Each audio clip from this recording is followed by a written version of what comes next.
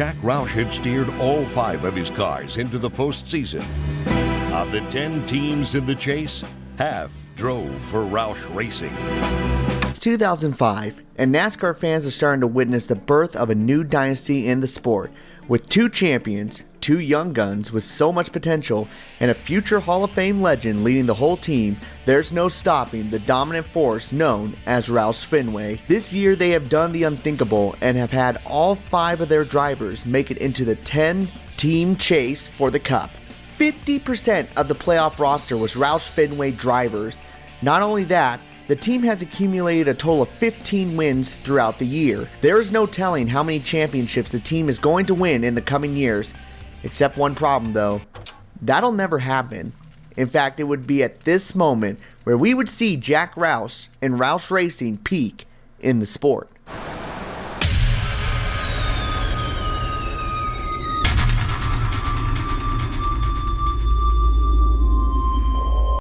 Wait, how could this happen? What caused the team to become such a dominant force in the sport, only to be reduced to a mid-tier team collecting a win or 2 every 3 to 4 years? Well, to be honest, it wasn't something that happened overnight. It was a debacle that happened in a span of almost 8 to 12 years that reduced the team of Roush Racing to what it is today. As time went by, we would see each and every car from Roush Fenway Racing get affected by this that was able to compete for the 2005 championship. Because of this, why don't we dive into each car one by one and see where it all went wrong for each one of them here at Roush Racing.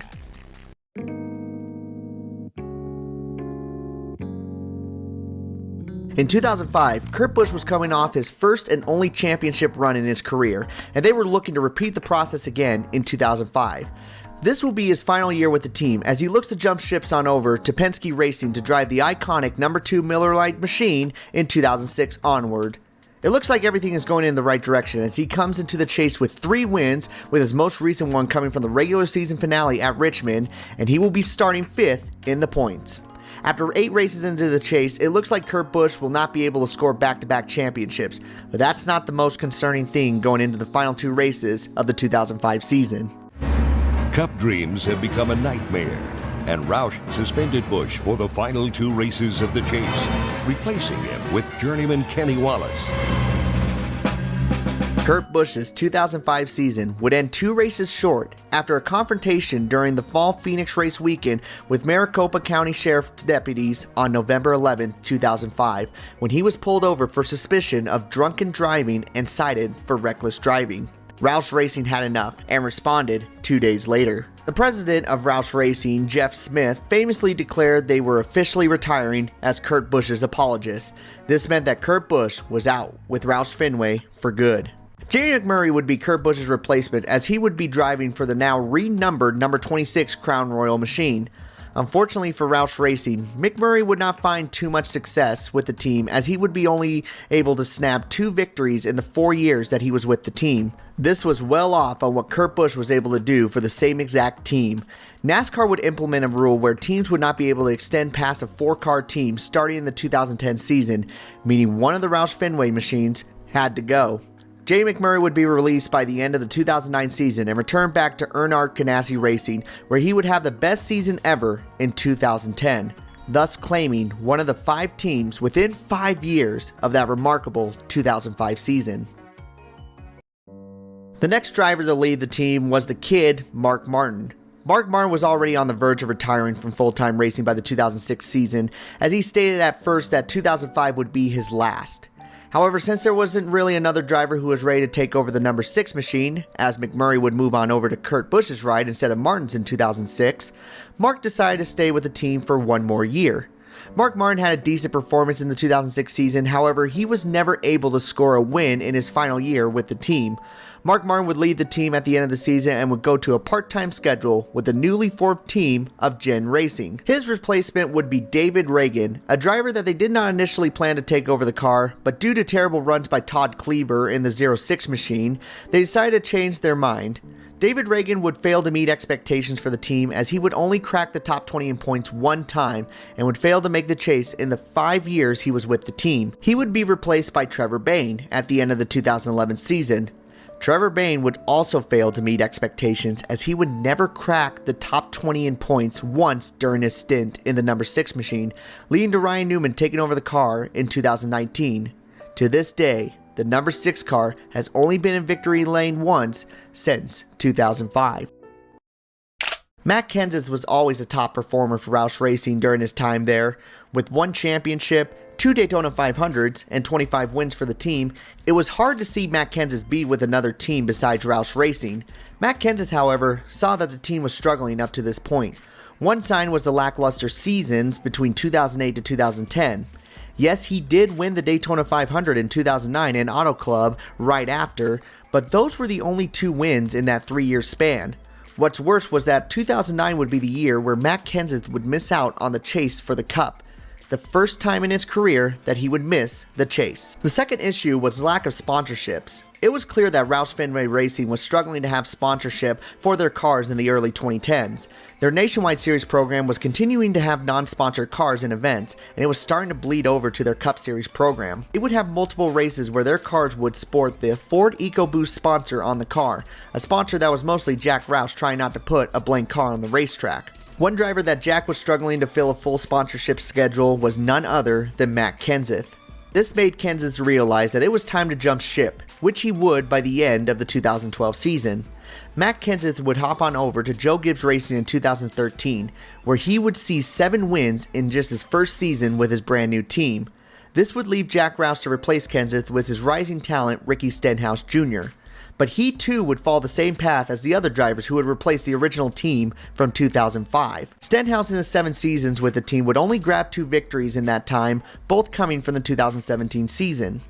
It would only be a short-term step in the right direction, as Stenhouse would only produce mid-tier results throughout his time with the team. What's worse was during that time, Matt Kenseth was contending for wins on a regular basis with his new team, Joe Gibbs Racing. This now leads us to the 4th driver from that 2005 team, the newest member up to that point, Carl Edwards. Carl Edwards was looking to be the next driver that would score championships for Roush Racing, as he was pulling off impressive victories at both the 1.5 mile tracks as well as the concrete tracks, thus giving him the nickname Concrete Carl.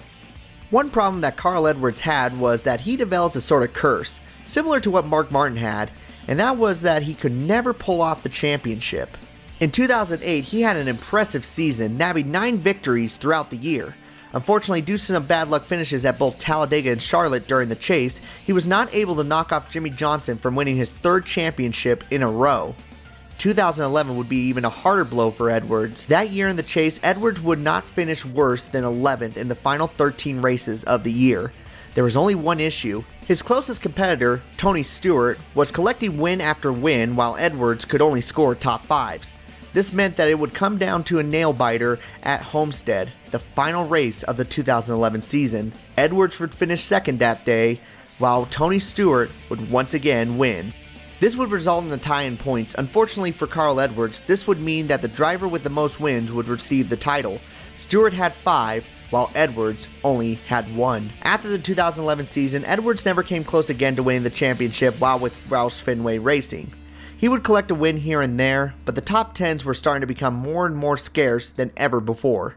Carl Edwards would see Matt Kenseth dominate with Joe Gibbs Racing and would make the announcement that he would jump ship after the 2014 season. Since Jack Roush was already struggling with sponsorship at this point, and now that Aflac was leaving after the 2014 season, he decided that it was time to shut down another team from his Cup Series program, leading to the team's 2nd team that would be shut down since the 2005 season. After Edwards leaving, this meant that there was only 1 driver left on the team since that impressive run in 2005, and that was Greg Biffle. Greg Biffle was a talented driver for the team and collected 19 wins in his time there. Roush Racing was the team that gave Biffle his big break in the sport, all the way back in 1998, when Roush signed him full-time in the Truck Series. This made Greg Biffle a loyalist to Jack Roush. Biffle would be the only driver to stick out with Roush Fenway Racing during their downfall. Unfortunately, he would pay the price for it, as he would be out of the picture of running in the playoffs after the 2014 season. Biffle's performance would drastically slope downhill, as his top 10 finishes would drizzle down to only a handful in a season. He finished 20th in the points in 2015 and 23rd in 2016. A driver that was finishing in the top 10 in points in the early 2010s could no longer crack the top 10s on a regular basis. This led to Biffle's sponsors ending their partnership at the end of the 2006 season, and Biffle was without a ride. We would never see Greg Biffle race in the Cup Series car again, thus ending Roush Racing's dream team altogether in less than 12 years. Okay, that ended pretty sadly. However, it's not all doom and gloom for Roush Fenway Racing yet. In 2021, it was announced that Brad Keselowski, a series veteran, was hopping on over to the team as an owner-driver. So perhaps there is a chance we could see Jack Roush back in victory lane as early as 2022. It's still too early to determine that, but many fans are hopeful. For now, we will sit back and see if RFK Racing can return back to the way they were back in 2005. Or will they forever be chasing that peak that is now too far of reach?